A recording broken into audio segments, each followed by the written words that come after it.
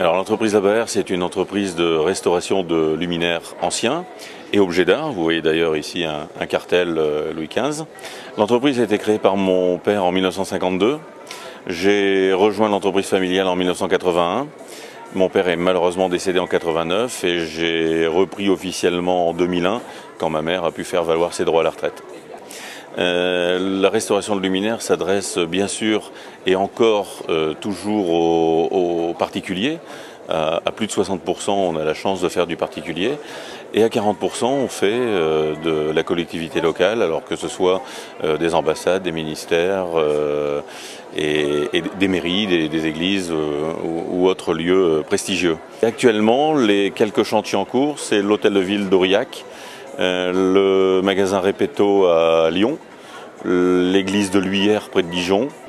On a fait le théâtre de Cherbourg, le grand lustre du théâtre de Cherbourg. On a fait la Drac à Lille, on a fait tous les luminaires de la préfecture d'Arras. Et alors le plus significatif, et c'est celui qui nous a boosté, c'est l'Opéra de Lille. 110 luminaires, dont un luminaire de 4 mètres de diamètre, 2 tonnes et demie, près de 30 000 pièces. Donc ça a été effectivement le point de départ d'une grande aventure. Je suis intimement convaincu qu'il y a du travail pour longtemps pour nos entreprises. On n'est effectivement pas très nombreux à nous occuper de gros chantiers. Il y a beaucoup de restaurateurs pour les particuliers. Il y en a très peu pour les chantiers collectivités locales et chantiers importants.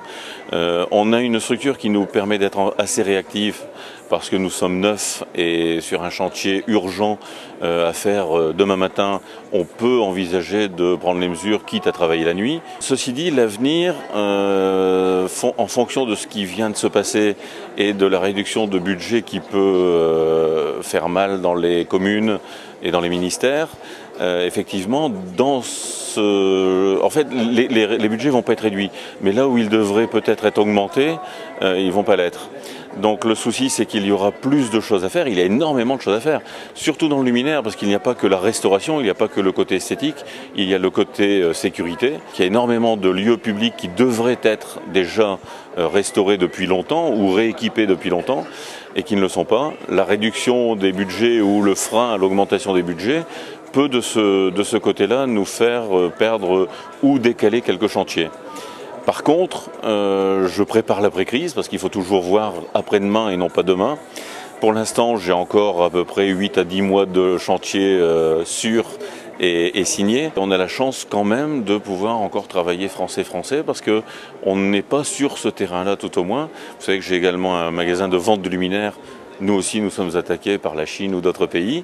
En restauration de luminaires, on est assez tranquille.